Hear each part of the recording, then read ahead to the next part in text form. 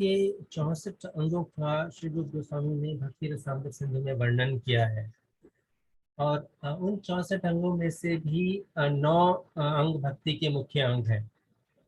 जैसे कि हमने लास्ट अपना एक्टिविटी में देखा था, जब हमने ये याद किया था भजो रे मन श्री नंदन नंदन, तो उसमें हमने याद किया था कि श्रवण कीर्तन कीर्तन पाद विष्णु श्रवण कीर्तन विष्णु स्मरण पाद सेवन दास्य रे, और उसके बाद पूजन सखीजन आत्मनिवेदन गोविंद दास अभिलाष रे।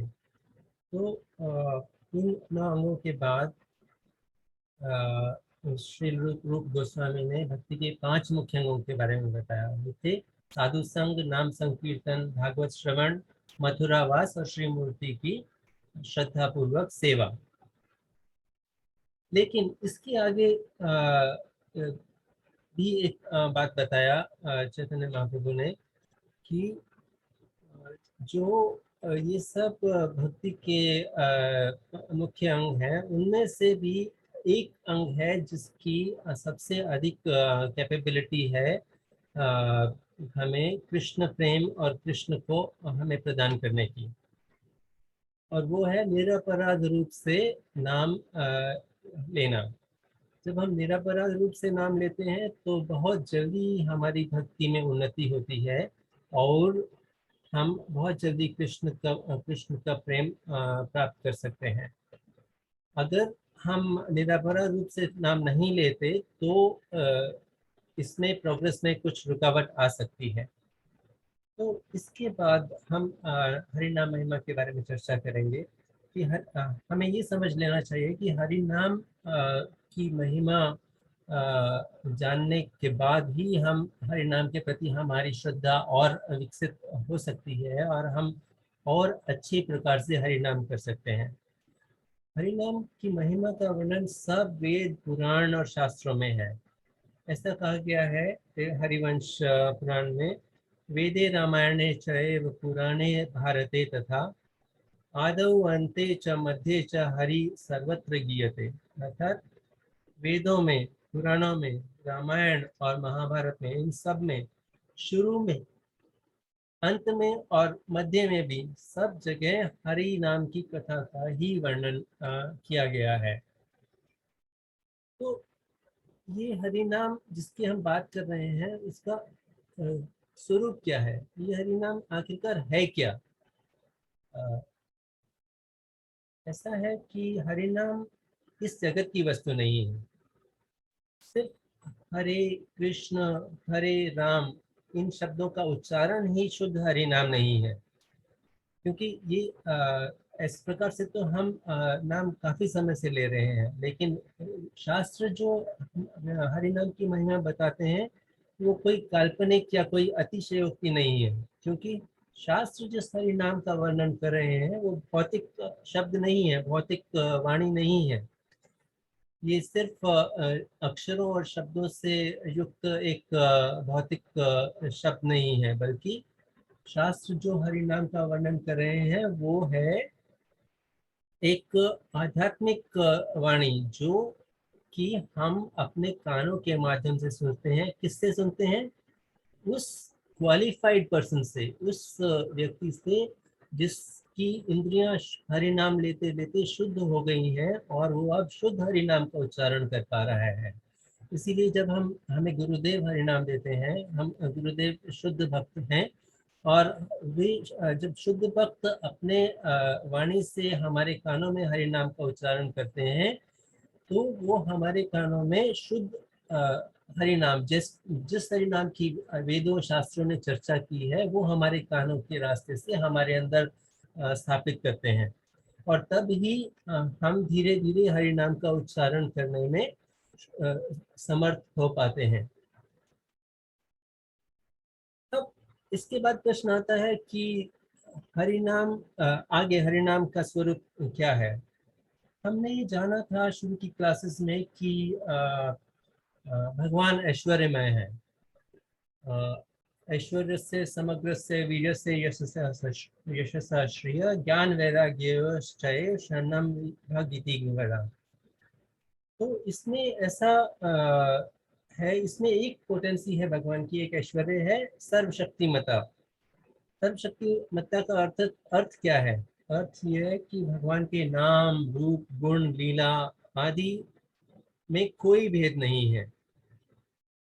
अर्थात जो जो शक्ति भगवान के नाम में है, वही वही गुण भगवान के विग्रह में और भगवान के गुणों में और भगवान की लीलाओं में, इन सब में कोई, और भगवान के धाम में कोई भी भेद नहीं है। इसका अर्थ ये हुआ कि भगवान स्वयं और उनके नाम में कोई अंतर नहीं है। चैतन्य चरितामृत में भी ऐसा ही कहा गया कि भगवान का नाम, भगवान का श्री विग्रह और भगवान का स्वरूप अर्थात पर्सनैलिटी, ये तीनों एक ही हैं और ये तीनों चिदानंद स्वरूप हैं। अब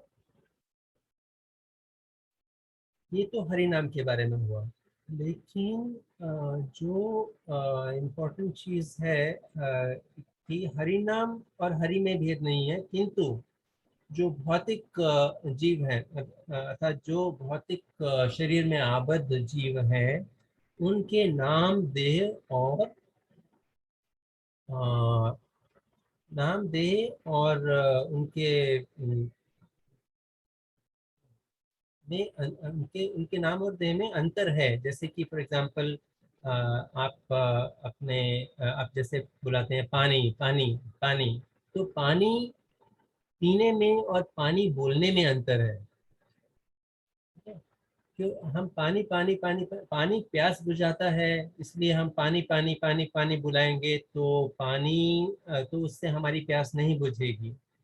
किंतु अगर हम अपने वाणी से हरि नाम का कीर्तन करते हैं तो हम कितना भी समय हरि नाम कर सकते हैं और इसमें धीरे धीरे हमारा आनंद धीरे धीरे बढ़ता जाता है। तो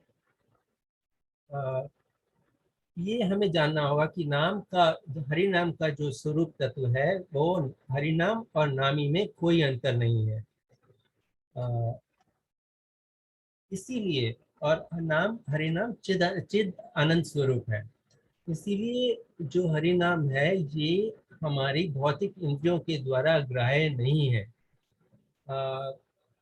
मतलब क्या हुआ इसका? इसका मतलब ये हुआ कि आप बोलेंगे हम तो हमेशा ही हरि नाम करते हैं, तो हम कैसे नहीं ले रहे हरि नाम? लेकिन जैसे कि हमने डिस्कस किया कि क्योंकि भगवान और हरि नाम और हरि में कोई भेद नहीं है, तो और वो चिन्मय वस्तु है और हमारी इंद्रियां भौतिक है, तो भौतिक इंद्रियों की वजह से हम हरि नाम को ग्रहण नहीं कर सकते। लेकिन फिर हम कब हरि नाम को ग्रहण कर पाएंगे? जब हरि नाम की सेवा करते करते, हरि नाम का जप करते करते धीरे धीरे और धीरे धीरे जब हमारी जीवा शुद्ध होने लगेगी, तब हम धीरे धीरे धीरे धीरे हरि नाम के तत्व को समझ पाएंगे और तब हमारी जीवा पर हरि नाम प्रकाशित होगा। इसी के संबंध में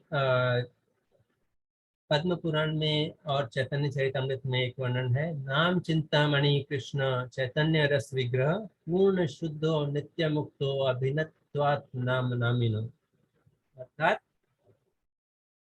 नाम चिंतामणि है। चिंतामणि मतलब वह मणि जो हमें सब कुछ प्रदान कर सकती है, जो हम सोचें चिंतन करें जिसका हमें, हम वो हमें प्रदान कर सकती है।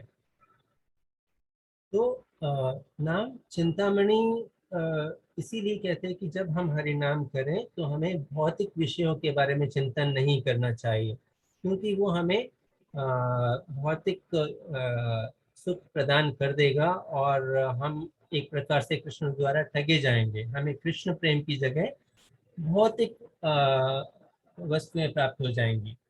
तो इस प्रकार से ही है, जैसे कि हम एक राजा के पास जाते हैं और राजा आपको कहता है कि आप कुछ भी मांग सकते हो मुझसे, और आप सोचते हो कि अरे मेरी चप्पल टूट गई है तो मैं एक नई जोड़ी चप्पल की मांग लेता हूँ।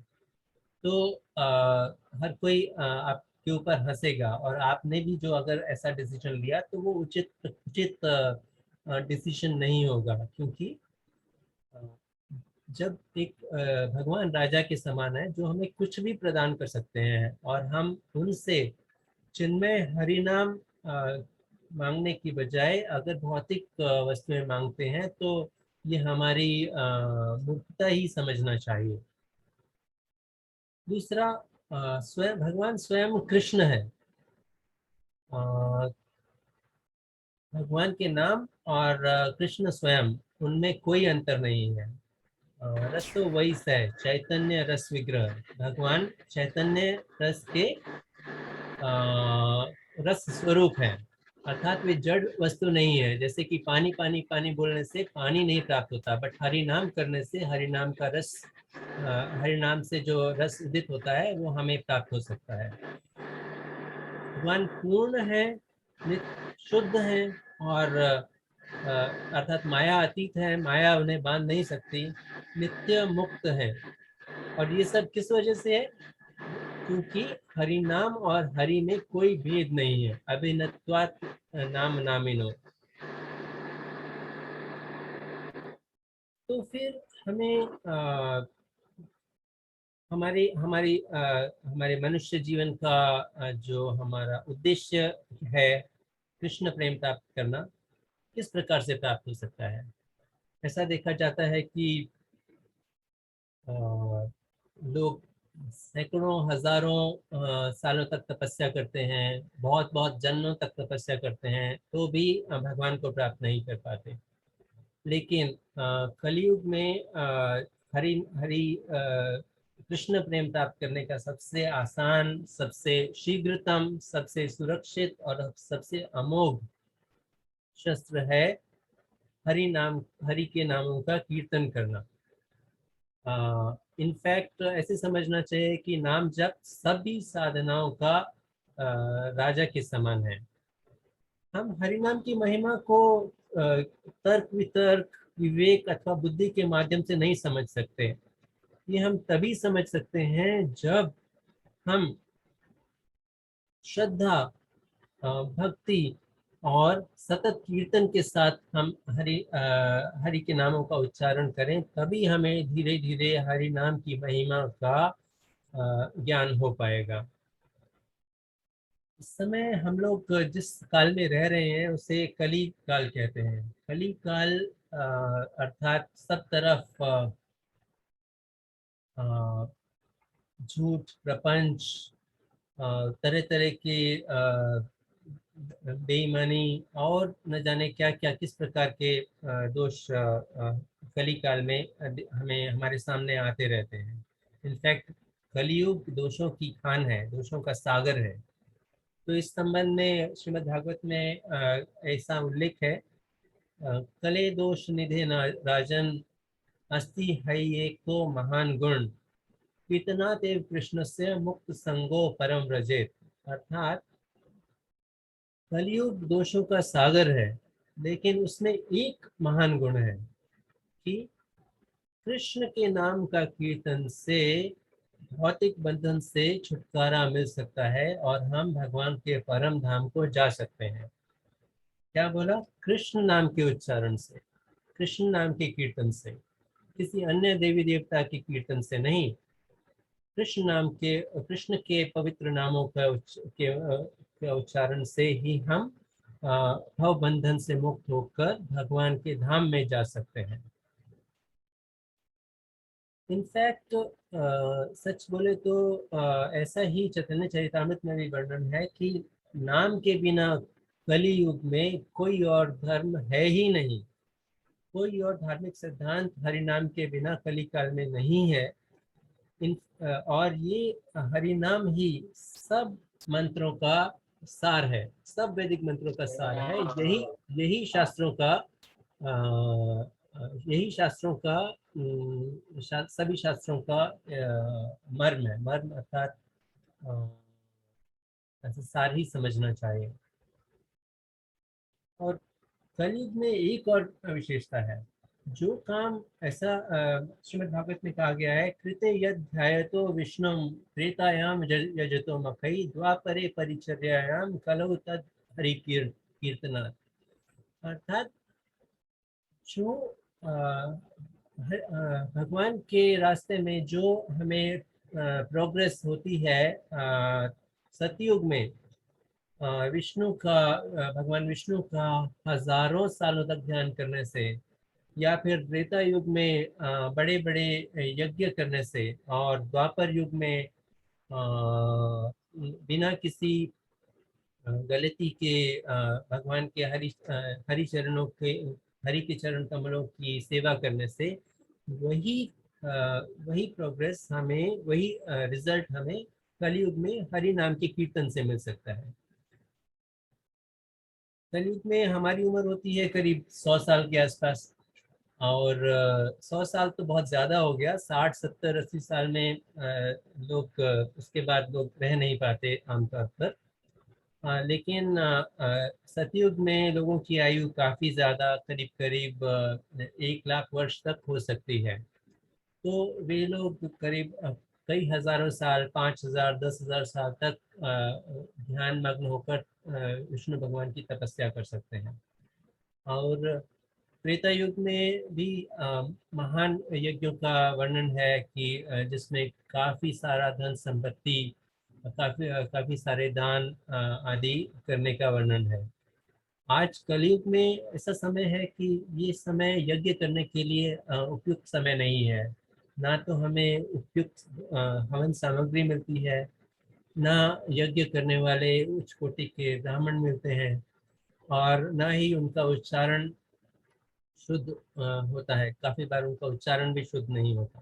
तो ऐसा स्थिति में यज्ञ करना कलयुग में संभव नहीं है। और इसी प्रकार से सब विधि विधानों को ध्यान में रखते हुए हरि हरि के चरण कमलों की सेवा करना भी हमारे लिए इस समय पे उपयुक्त समय नहीं है। लेकिन जैसे कि हम अभी देखेंगे कि कलयुग में जो हरि कीर्तन के बारे में बताया गया है, उस वो कितना आसान है और किस प्रकार से किया जा सकता है। अ, चैतन्य चरितमृत में एक इम्पोर्टेंट श्लोक का वर्णन है, जिसमें कृष्णदास कविराज गोस्वामी लिखते हैं, हरेर नाम एव केवलम कलौ नास्त्येव गतिरन्यथा। अर्थात इस कलयुग में हरि नाम के अलावा हमारी हमारे गति का, हमारे शुद्धि का, हमारे आत्म साक्षात्कार का कोई और साधन नहीं है। कोई और साधन नहीं है, कोई और साधन नहीं है। ऐसा क्यों बोला गया? एक बात है कि हरि नाम और हरि में कोई अंतर नहीं है। तो इसके आगे कृष्णदास कविराज गोस्वामी जी लिखते हैं, कली काले नाम रूप कृष्ण अवतार, नाम है सर्व जगत निस्तार। अर्थात क्योंकि कलयुग में नाम रूप ही कृष्ण के अवतार है। कलयुग पहले हमने जाना था कि जब भगवान कृष्ण जब इस धराधाम से चले गए तो वे एक पुस्तक के रूप में अवतरित हुए, जिसका नाम है श्रीमद् भागवतम। और दूसरा भगवान के नाम के रूप में अपने आप को यहाँ छोड़ गए। तो कली काले नाम रूप कृष्ण अवतार, नाम होते है सर्व जगत निस्तार। सिर्फ अगर हम सिर्फ हरि नाम, हरि का ही अपराध रहित होकर उच्चारण करते हैं तो हम इस भव बंधन से छूट जाएंगे और हम भगवान को के संग में हो पाएंगे। उसके आगे कहते कि इन्होंने हरे नाम 3 बार क्यों बोला? ये दृढ़ता के लिए, क्योंकि कलयुग में लोगों की बुद्धि कम है, वो एक बात को ठीक से समझ नहीं पाते, तो इसलिए 3 बार बोला, हरे नाम एव केवलम। केवल हरि नाम के द्वारा ही। और केवल शब्द इसलिए बोला क्योंकि ताकि हम दूसरे और किसी प्रकार के प्रपंचों की ओर ना जाएं। अर्थात हमें क्या करना होगा, न योग से, न ज्ञान से, न तप से, न कर्म और दूसरे अन्य अन्य कार्य करने की कोई आवश्यकता नहीं है। केवल हरि नाम का अपराध रहित होकर उच्च स्वर में उच्चारण करने से हम भगवान के पास भगवान का संग प्राप्त कर पाएंगे। और नास्तेव नास्तेव नास्तेव गतिरन्यथा, फिर से यही कि इसके अलावा और हमारे उद्धार का और कोई तरीका नहीं है, और कोई तरीका नहीं है, और कोई तरीका नहीं है। तो इस प्रकार से कलयुग में भगवान के नाम की महिमा बताई गई है। इसी संदर्भ में एक प्रसंग आता है, जब नारद मुनि ब्रह्मा जी के पास, जब कलयुग के प्रारंभ हो रहा था, तब नारद मुनि ब्रह्मा जी के पास गए और उन्होंने उनसे प्रश्न किया कि मैं इस कली काल के सागर से किस प्रकार से पार हो पाऊंगा। तो ब्रह्मा जी ने बोला कि इस कली काल से पार होने का एकमात्र साधन है भगवान श्रीमन नारायण के नामों का उच्चारण, जिनके उच्चारण से कलयुग स्वयं थर थर कांपता है। तो फिर ब्रह्मा नारद मुनि ने उनसे पूछा कि वे नाम, ऐसे नाम कौन से हैं जिन नामों के उच्चारण से ऐसा संभव हो पाएगा। तो ब्रह्मा जी ने उत्तर दिया, हरे कृष्ण कृष्ण कृष्ण हरे हरे, हरे राम राम राम हरे हरे, इति षोडशकं नाम नाम कली कल्मष नाशनम नातः परतरो उपायः सर्ववेदेषु दृश्यते। ब्रह्मा जी ने ऐसे बोला कि हरे कृष्ण महामंत्र, हरे कृष्ण कृष्ण कृष्ण हरे हरे, हरे राम राम राम हरे हरे, यह 16 अक्षर का नाम ही कलयुग के सारे पापों का और सारे अमंगल का नाश करने वाला है। इसके अलावा और कोई उपाय नहीं है। ये मैंने सारे वेदों का अध्ययन करके जान लिया है, यही सारे वेदों का सार है। तो फिर नारद मुनि ने ब्रह्मा जी से पूछा कि ये करने की क्या विधि है। और इसने इस संदर्भ में ब्रह्मा जी ने उत्तर दिया कि इसको हरि इस महामंत्र का उच्चारण में कोई भी रूल्स और रेगुलेशंस नहीं है, कोई भी विधि नहीं है। ऐसा कहते हैं कि जो भी मंत्र बोलने में, जो भी जो हमारे रेगुलेटिव प्रिंसिपल्स हैं उनको पालन करने में, और देश काल पात्र आदि के संबंध में जो भी त्रुटि हो सकती है, वो अगर हम भगवान के हरि नाम का कीर्तन करते हैं तो वो सब त्रुटियां माफ हो जाती हैं हरि नाम के उच्चारण में। इतना ही नहीं, शिक्षाष्टकम में एक श्लोक आता है, नाम नाम मकारी बहुधा निज सर्व शक्ति सत्रार्पिता नियमित स्मरणे न काला। अर्थात एक भगवान के राम कृष्ण गोपाल मुकुंद हरि ऐसे बहुत सारे नाम हैं, और उन्होंने अपने इन सब नामों की इन सब की शक्ति, अपनी शक्ति इन सब नामों में समाहित कर दी है। और इसे स्मरण करने का, इसे जप करने का कोई भी नियम या समय नहीं है। इस संबंध में एक बात इस समय पे कहना आवश्यक है कि कुछ नाम होते हैं भगवान के मुख्य नाम होते हैं, जैसे कि राम कृष्ण हरि गोविंद मुरारी। और दूसरे नाम है जो भगवान के गौण नाम आते हैं। गौण नाम अर्थात जो नाम भगवान की लीला के बारे में नहीं है, जो भगवान के प्रकृति से संबंध को दर्शाते हैं, जो कि प्रकृति का के सृष्टि होने के बाद बद्ध जीवों के द्वारा दिए गए हैं, जैसे परमात्मा, जगन्नाथ, जगत पालक, दीन दयाल आदि। अब जब ये हमें, और यहाँ ये भी समझना आवश्यक होगा कि अगर हम जो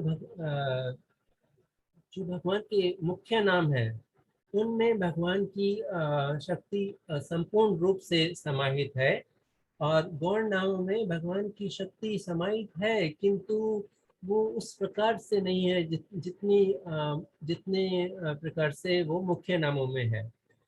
जैसे कि एक एग्जांपल देते हैं कि मुख्य नाम हमें कृष्ण प्रेम दे सकता है, लेकिन गौण नाम हमें कृष्ण प्रेम नहीं दे सकता, क्योंकि वो भगवान की लीलाओं के बारे में, भगवान की माधुर्यमय लीलाओं के बारे में गौण नाम दर्शित नहीं करते, नहीं बताते हैं। तो हमारा भगवान से जो माधुर्य रूपी संबंध स्थापित हम करने की कोशिश कर रहे हैं, वो गौण नाम से अभिलक्षित नहीं हो पाएगा। इसीलिए हमें भगवान के मुख्य नाम लेना चाहिए, और कर्मी ज्ञानी आदि ही भगवान के गौण नाम लेते हैं। भगवान के भक्त भगवान के मुख्य नामों पर ही प्रधानता मानते हैं।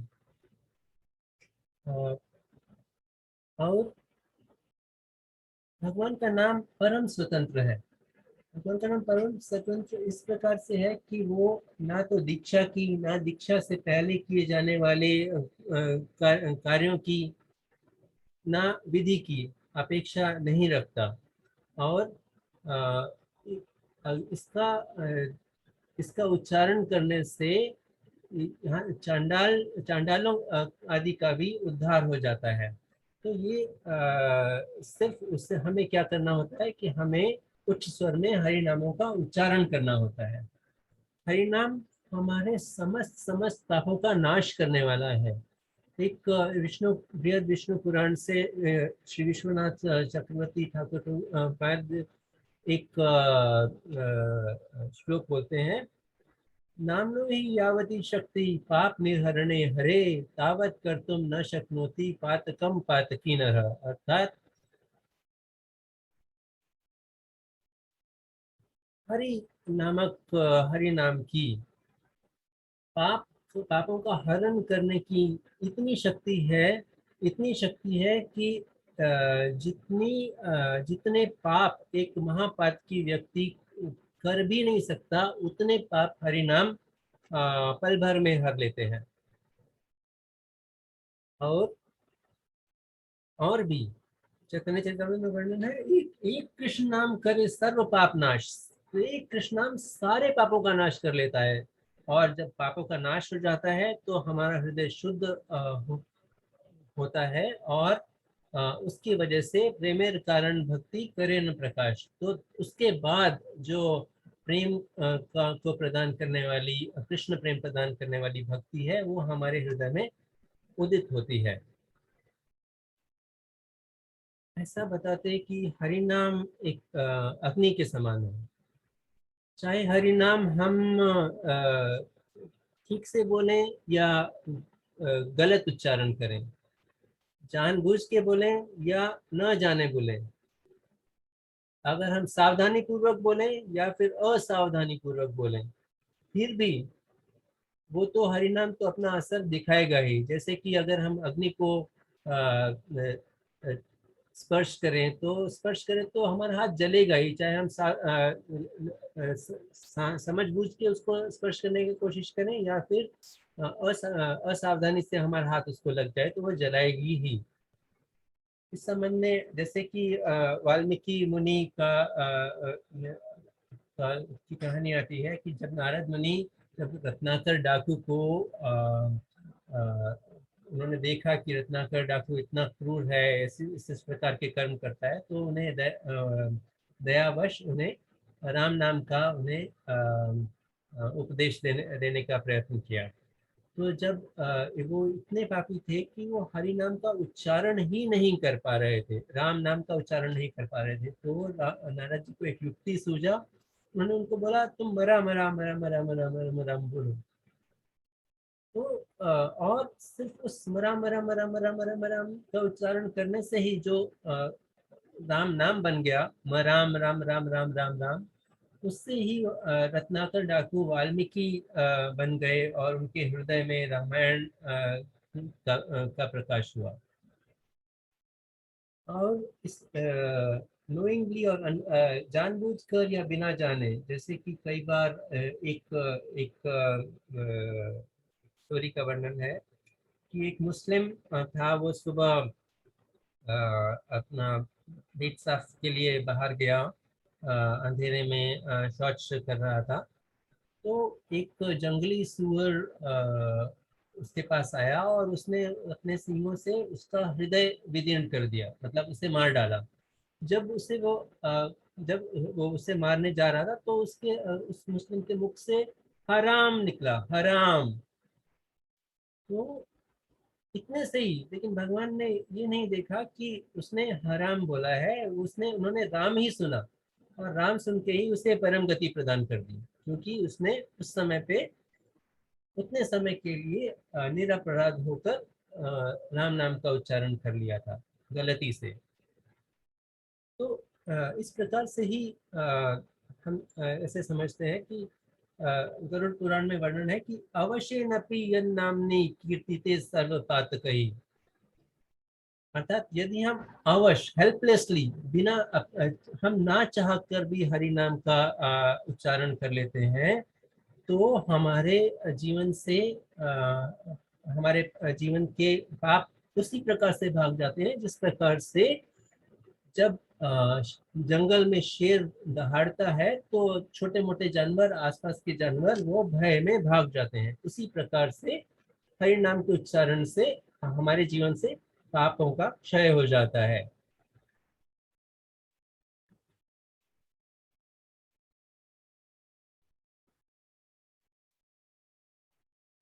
इसी संबंध में एक अजामिल की कथा आती है श्रीमद् भागवतम में। अजामिल नाम का एक व्यक्ति था जो एक ब्राह्मण था, अपना सारा कार्य ठीक प्रकार से करता था, भगवान की भक्ति भी करता था, किंतु किसी वर्ष कुछ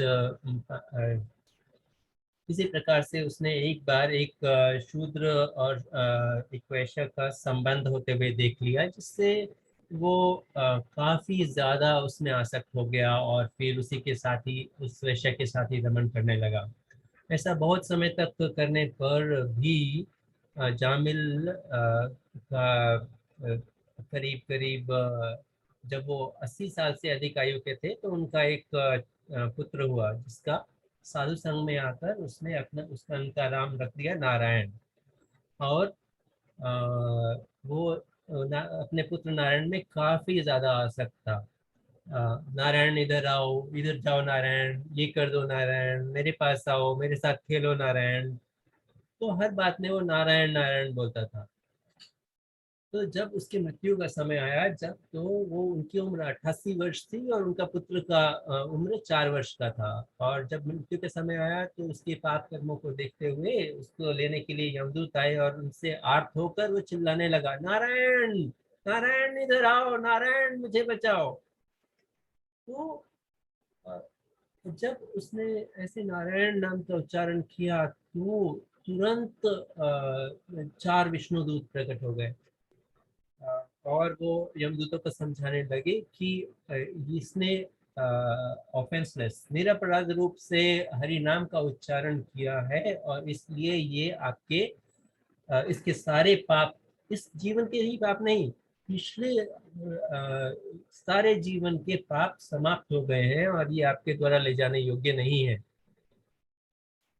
तो इससे हम ये समझते हैं, श्रीमद् भागवतम में एक श्लोक का वर्णन है, सांकेत्यम परिहास्यम वा स्तोभम हेलनम वा हेलनेम वा वैकुंठ नाम ग्रहणम अशेषघरम अशेषघर विदु। अर्थात जब हम हरि नाम का उच्चारण करते हैं तो हम अनगिनत पापों के फलों से मुक्त हो जाते हैं।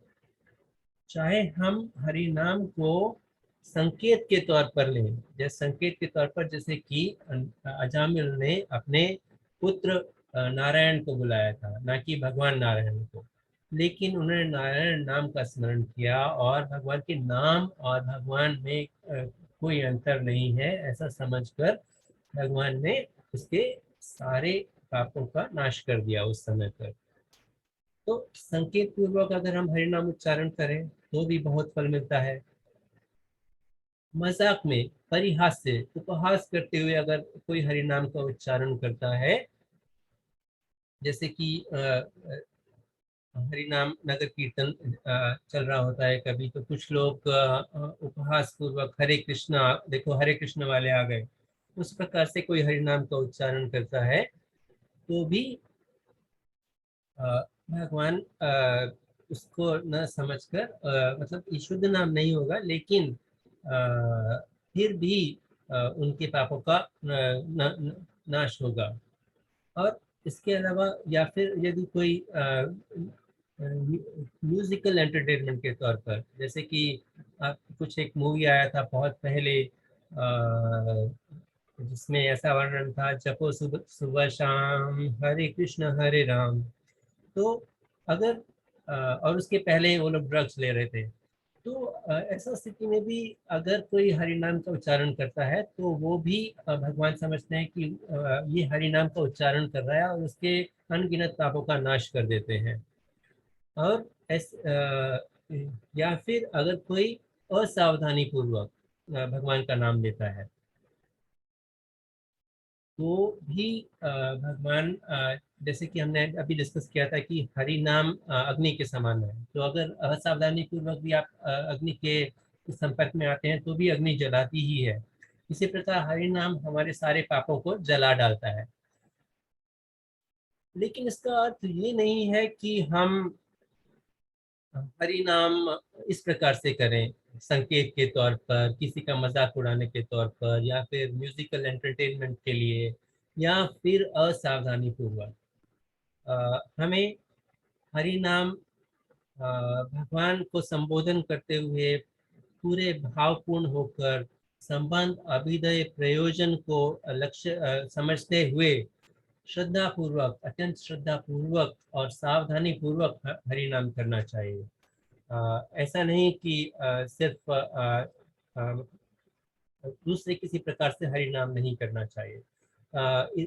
अजामिल के संबंध में ही आगे यमराज महाराज यमदूतों को आदेश करते हैं कि मेरे पास तुम उन्हीं पापी व्यक्तियों को लेकर आया करो जिनकी जीवा हरि नाम और हरि कथा का उच्चारण नहीं करती, जिन्होंने एक बार भी भगवान के श्री चरण कमलों का स्मरण नहीं किया है, और जिन्होंने एक बार भी भगवान के चरणों में दंडवत प्रणाम नहीं किया है।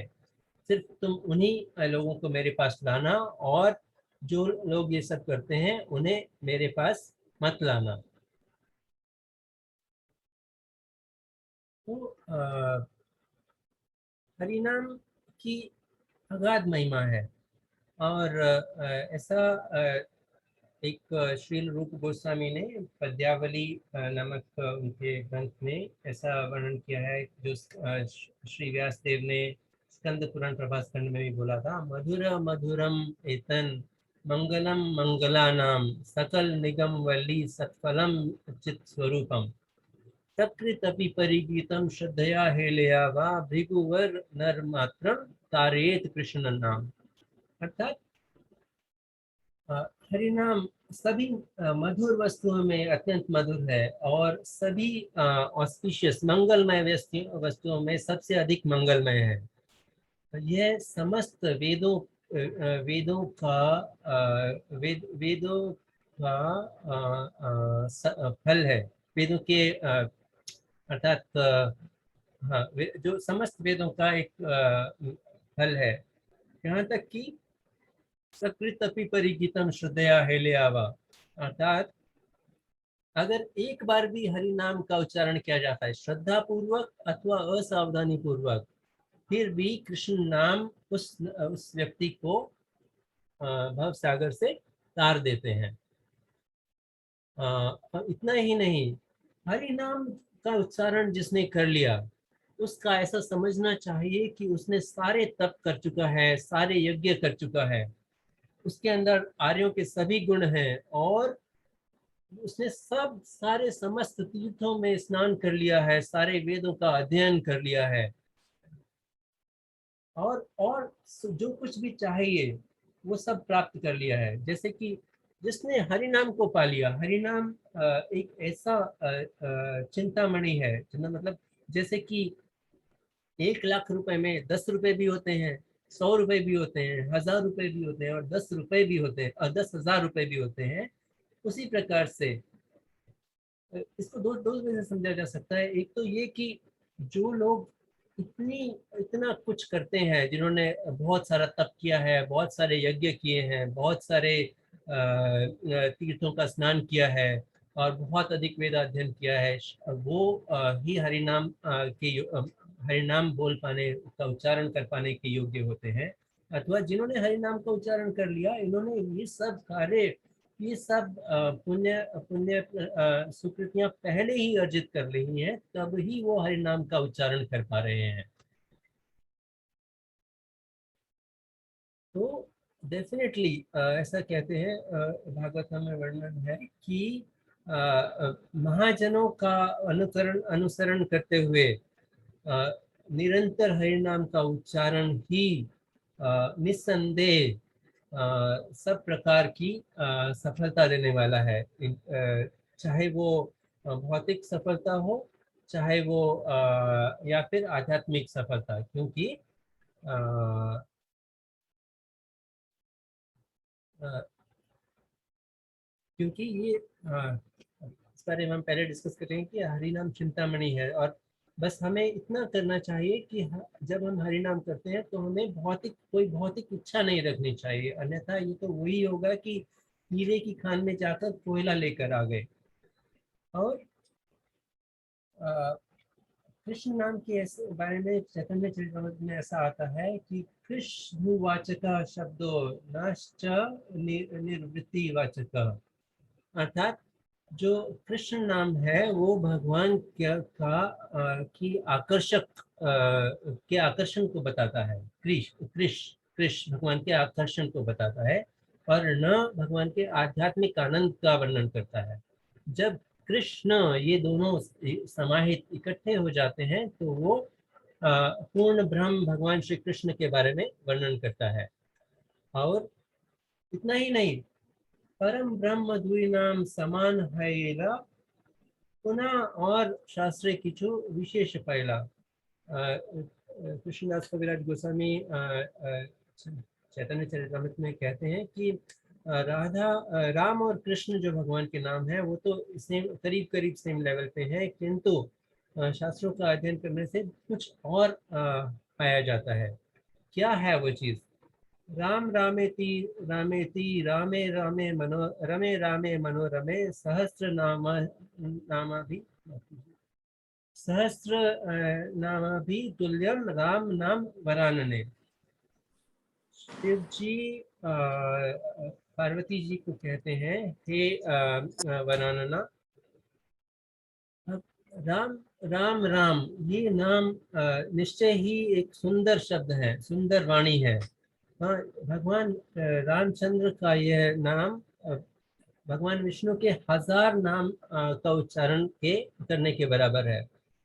और इसके आगे कहते, सहस्त्र नाम नाम पुण्यानाम त्रिआवृत्य तु यत्फलम एकावृत्य तु कृष्णस्य नामैकम तत् प्रयच्छति। अर्थात जो भी हमें सुकृतियां प्राप्त होती हैं भगवान विष्णु का सहस्त्र नाम का उच्चारण करने से, भगवान विष्णु सहस्त्र नाम का 3 बार उच्चारण करने से, वो कृष्ण नाम का केवल एक उच्चारण करने से ही प्राप्त हो जाती हैं। तो जब हम इतना भगवान के नामों का उच्चारण करते हैं तो हमारा हृदय धीरे धीरे शुद्ध होता है, हमारी इंद्रियां धीरे धीरे शुद्ध होते हैं। भगवान हमारे हृदय में अवस्थित होकर हमारे चित्त का मार्जन करते हैं। और जैसे जैसे हमारा चित्त शुद्ध होता जाता है, जितनी प्रकार से जिस जिस लगन से, जिस श्रद्धा से, जितने भाव से हम भगवान के नाम का उच्चारण करते हैं, उतने ही तीव्रता से हमारा हृदय शुद्ध होता है, और हम भगवान का संग प्राप्त करने के योग्य होते जाते हैं।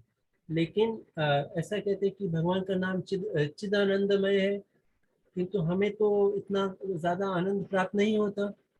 काफी लोग इस बारे में इस प्रकार से कहते हैं। तो इस संबंध में श्री रूप गोस्वामी ने वर्णन किया है उपदेशामृत में कि भगवान के नाम, गुण, लीला आदि तो मिश्री मिश्री के समान मीठे हैं, किंतु हमारे अंदर ही दोष ऐसे हैं, हमारे अंदर बीमारी ऐसी है जैसे कि हमें अविद्या नाम रूपी जॉन्डिस, पीलिया हो गया हो, जिस वजह से हमारी जीवा हरि नाम के हरि नाम रूपी मिश्री का रस स्वादन नहीं कर पाती।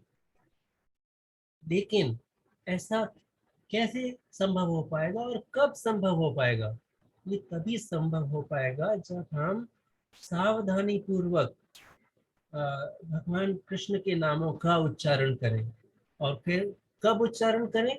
प्रतिदिन उच्चारण करें। प्रतिदिन ही नहीं, निरंतर उच्चारण करने, निरंतर सावधानी पूर्वक उच्चारण करने से ही यह संभव हो पाएगा। तब ही हमारी यह अविद्या रूपी बीमारी मूल मूल रूप से खत्म हो पाएगी। तो हमें भगवान के नामों का किस प्रकार से कीर्तन करना चाहिए? सावधानी पूर्वक कीर्तन करना चाहिए, स्पष्ट रूप से उच्चारण करना चाहिए। क्योंकि जब हमने ब्रह्मा और नारद जी के संवाद के बारे में बात किया था, तो उसमें भगवान ब्रह्मा जी ने नारद मुनि को यह भी कहा था कि अगर कोई व्यक्ति स्पष्ट रूप से हरि नामों का उच्चारण कर, इस महामंत्र का उच्चारण करता है, तो उसे चारों मुक्तियां तो आनुषांगिक रूप में ही प्राप्त हो जाती है। आनुषांगिक रूप में अर्थात उन्हें ये तो साइड इफेक्ट, जैसे कोई दवा लेते हैं उसका एक मेन इफेक्ट होता है और एक साइड इफेक्ट होता है। इस मुक्तियां तो साइड इफेक्ट के रूप में ही प्राप्त हो सकती हैं। और हमें कोशिश करना चाहिए कि हम प्रतिदिन संख्या पूर्वक नाम जप करें। हो सके तो निरंतर नाम जप, जितना हो सके निरंतर नाम जप करने का प्रयत्न करें। शिक्षाष्टकम में महाप्रभु बताते हैं त्रिनाद किस प्रकार से हरि नाम करना चाहिए, या फिर किस प्रकार से हम हरि नाम कीर्तन करने के योग्य हो सकते हैं। त्रिनादपि सुनिचेन तरोरपि सहिष्णुना अमानिना मानदेन कीर्तनीय सदा हरि। अर्थात हमें स्वयं को जमीन पर घास के तिनके से, पड़े हुए घास के तिनके के समान नीच समझना चाहिए और वृक्ष की भांति सहनशील होना चाहिए। जैसे कि वृक्ष को अगर हम पत्थर मारते हैं या डंडी मारते हैं तो वो कुछ नहीं कहता, अपितु उसके पास जो फल है वो ही देता है। अमानिना, हमें मान की इच्छा नहीं करनी चाहिए और सबका सम्मान करना चाहिए। तभी हम कीर्तनीय सदा हरि, इस प्रकार से सदा हमें हरि कीर्तन करना चाहिए। और ये हरि कीर्तन करते हुए हमें ये ध्यान रखना चाहिए कि हम अपराध रहित होकर कीर्तन करें। हम सबने काफी बार कुछ ना कुछ व्हीकल चलाया होगा, कार या स्कूटर आदि। तो अगर हम ब्रेक और एक्सीलरेटर दोनों साथ में दबाते हैं तो हम कहाँ जा सकते हैं? सिर्फ गाड़ी से आवाज आता है, किंतु हमारी प्रोग्रेस काफी स्लो हो जाती है। तो अगर हम भगवान के नाम जप के साथ अपराध भी साथ में करते रहेंगे तो हमारी प्रोग्रेस बहुत ही स्लो हो जाएगी। किस किस प्रकार के नाम अपराध हमें नहीं करने चाहिए? नहीं, हमें कोई एक भी नाम अपराध नहीं करना चाहिए। अगर हम एक नाम अपराध भी करते हैं तो हम नाम प्रभु के प्रति अपराधी होंगे और हमारी कृष्ण प्रेम प्राप्त करने के रास्ते में वह एक अड़चन के रूप में कार्य करेगा। सबसे पहला नाम अपराध है वैष्णव निंदा। वैष्णव निंदा बिल्कुल जिन व्यक्तियों ने अपना जीवन हरि नाम के प्रचार में और हरि की सेवा में लगा दिया है, उनका निंदा हमें नहीं करना चाहिए। तो महाप्रभु कहते, चैतन्य चरितामृत में वर्णन है कि वैष्णव अपराध इस क्या अंग्रेजी में बोले तो मैड एलिफेंट ऑफेंस। जैसे कि मदोन्मत्त हाथी जो होता है, जो हाथी पागल हो गया होता है, अगर उसको किसी गार्डन में छोड़ दें, बाग में, बगीचे में छोड़ दें, तो वो आसपास की सारी लताओं का, पौधों को छिन्न भिन्न कर डालता है। उसी प्रकार से अगर हम वैष्णवों के प्रति सम्मान पूर्वक व्यवहार नहीं करते या फिर उनके प्रति कोई अपराध करते हैं, तो हमारी जो कोमल सी भक्ति लता है, वो यह मद हाथी स्वरूप नाम अपराध उसको जड़ से उखाड़ डालेगा या उस लता को तोड़ डालेगा, और उसके सारे जो हरी भरी हरि भक्ति रूपी लता नष्ट हो जाएगी और भक्ति देवी उसके हृदय से अंतर्धान हो जाएंगी। हमें ऐसे ही हमें भगवान के नामों को, देवी देवताओं के नामों को भगवान विष्णु के नामों के बराबर नहीं समझना चाहिए या फिर उनसे स्वतंत्र नहीं समझना चाहिए। इसीलिए ऐसा वर्णन आया, ऐसे हमने डिस्कस किया था कि कृष्ण का नाम लेने से ही हमारा उद्धार हो सकता है। गुरु की अवज्ञा नहीं करनी चाहिए, क्योंकि गुरु भगवान के रिप्रेजेंटेटिव हैं, प्रतिनिधि हैं इस जगत में हमारे लिए, और हमारा भगवान के संबंध के साथ संबंध गुरु के माध्यम से ही हो सकता है। हमें गुरु की वचनों का एक एक शब्द का पालन करना चाहिए और उनकी आज्ञा का उल्लंघन नहीं करना चाहिए। वेद शास्त्रों पुराणों की निंदा नहीं करनी चाहिए, उनकी वाणी को असत्य बोलकर या कुछ भी ऐसा उनका हमेशा सम्मान करना चाहिए।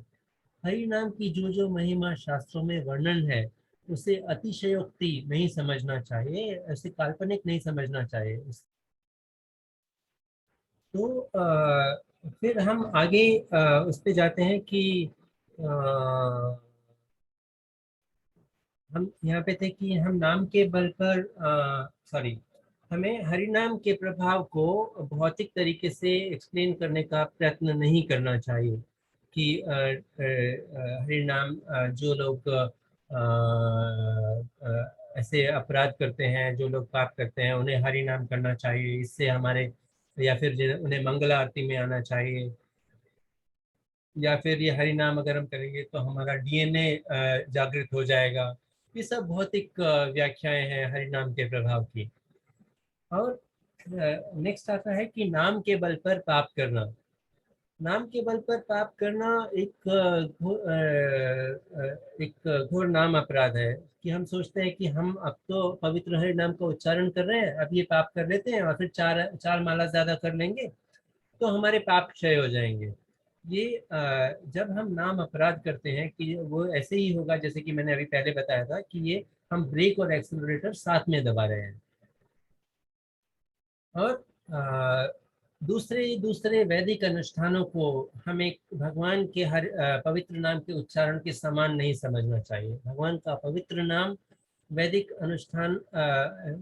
अनुष्ठानों से कहीं कहीं कहीं अधिक ऊपर है। और ये वैदिक अनुष्ठान भगवान हरि नाम के कीर्तन के प्रभाव का एक छोटा सा एक बिंदु के समान भी नहीं है।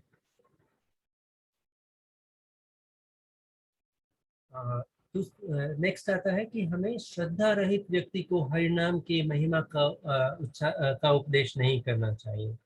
जो यदि हम एक श्रद्धा रहित व्यक्ति को हरि नाम की महिमा का उपदेश करते हैं, तो वो उसके बारे में, हरि नाम के बारे में हो सकता है कि उसका थोड़ा मजाक उड़ाए, या फिर उसके बारे में अपशब्द बोले, या फिर तो ऐसे कई प्रकार से वो हरि नाम का अपमान कर सकता है, तो उसको उसका उसे बुरा फल ही मिलेगा और वो इस रास्ते में प्रोग्रेस नहीं कर पाएगा, और साथ ही साथ हमारी भक्ति में भी बाधा उत्पन्न होगी। और सबसे इम्पोर्टेंट, हरि नाम महिमा को समझकर भी अगर हम भौतिक आसक्ति बनाए रखते हैं, अर्थात ये मेरा है, ये मैं शरीर हूँ, ये मेरी वस्तुएं हैं, मतलब या फिर मुझे ये भौतिक चीज चाहिए, मुझे कार चाहिए, गाड़ी चाहिए, बंगला चाहिए, आदि आदि। तो जब हम हरि नाम की महिमा का श्रवण करके भी अगर हम हीरे के समान भगवत प्रेम को की इच्छा ना कर कर अगर भौतिक वस्तुओं की इच्छा करते हैं, तो आप समझ सकते हैं कि हम क्या किस प्रकार की गलती कर रहे हैं। तो हम हरि नाम के में अपनी श्रद्धा और निश्चय को किस प्रकार से बढ़ा सकते हैं। ये करने के लिए हमें बार बार हरि नाम की महिमा का श्रवण करना होगा। जो हरि नाम से संबंधित हरि नाम की महिमा से संबंधित श्लोक है उनके बारे में अध्ययन करना होगा। यहाँ तक कि भक्ति सिद्धांत सरस्वती ठाकुर भी कहते हैं कि हरि नाम की महिमा का कीर्तन करो। मैं ये प्रतिदिन करता हूँ, इसलिए आप भी करो। हरि नाम ही हमारा जीवन है।